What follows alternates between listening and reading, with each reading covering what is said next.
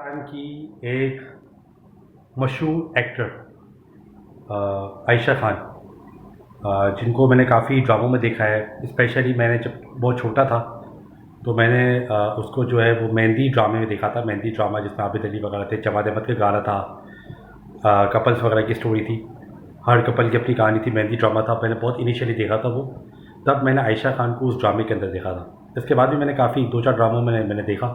अब तो मैं काफ़ी टाइम से मैं ड्रामे नहीं देख रहा, तो मुझे पता नहीं है वो आती है नहीं आती है।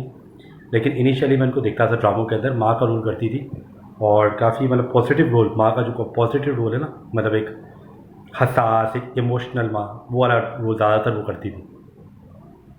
अनफॉर्चुनेटली वो अब हम में नहीं रही हैं और गुलशन इकबाल में एक फ़्लैट में वो रह रही थी, ब्लॉक 7 में।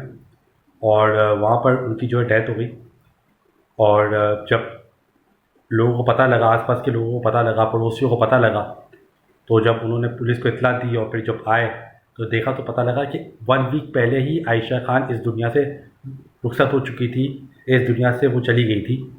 और 1 वीक तक उनकी जो बॉडी है वो उनके फ्लैट में पड़ी हुई थी, जिसको कोई पूछने वाला नहीं था, ना उनके बच्चे, ना उनके आसपास के रिलेटिव्स, और स्पेशली नेबर्स को भी नहीं पता था।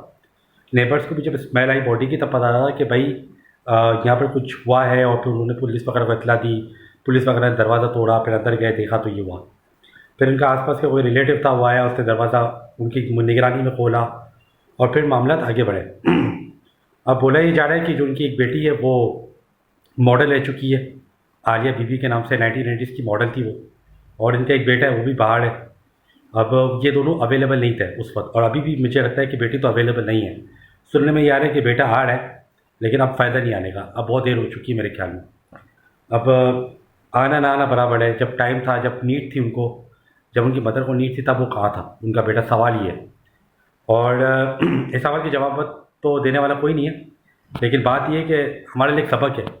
सबक ये है कि जब हमारे आसपास लोग होते हैं तो हमें उनकी केयर करनी है, हमें उनकी लुक आफ्टर करनी है।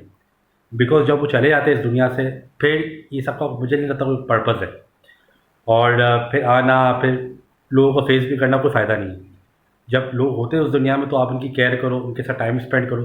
बिकॉज़ ये वही लोग हैं जो जब चले जाएंगे तो आप बहुत मिस करोगे। शायद इनके बच्चे इतना मिस ना करें, बिकॉज़ वो तो काफ़ी टाइम से कनेक्टेड भी शायद ना थे।